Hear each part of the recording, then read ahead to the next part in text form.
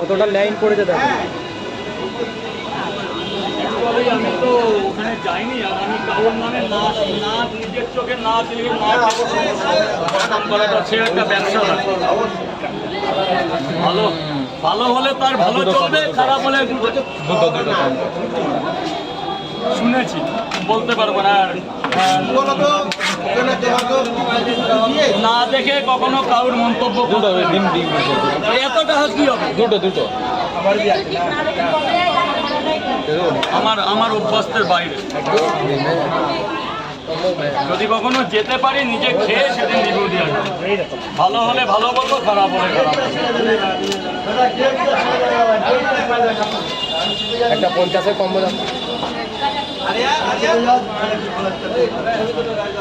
কাকা ডিমটা ছুড়ে দাও, ডিম সব শেষ। কাকা যখন আসে এইভাবে নিজের মতো করে করে।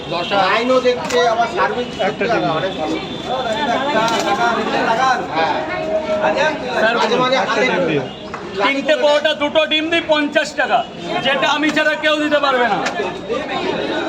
খেয়ে দেখো না, তরকারি পরোটাটা খেয়ে দেখো।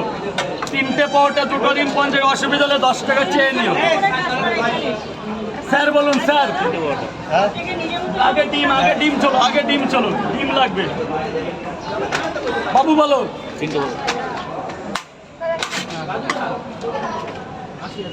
চা খেয়ে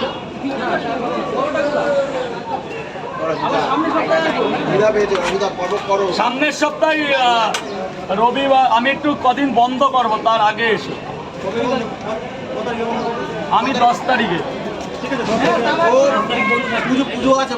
না না, আমি দীঘায় যাবো, মন্দিরে, দীঘার মন্দিরে পুজো দিতে যাবো।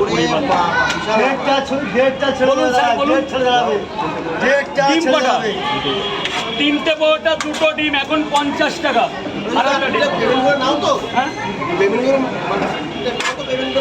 সেটা কাস্টমারের পার্সোনাল ব্যাপার, দিলে দেবেন না। অনেকে যায় খেয়ে চলে যায় এই পরোটা। তুমি জানো না খেয়ে চলে যায় কিনা? কোনো লস বলে পৃথিবীতে কিছুই নেই। মন ঠিক থাকলে সব ঠিক আছে। ফ্রিতে চলে যায়। সে না দুটো বড় খেয়ে ফ্রিতে চলে যাবে। কেন আজকেও তো গেল ভেতর থেকে সাইড থেকে। সেটাই তো বলছি, যে আজকেও চলে গেছে। বৃষ্টি হলে বেশি যায়। কারোর কাছে টাকা না থাকলে ডলার নিতে হবে। বলুন, ডলার সেটাও তো একটা কিছু। আর আমার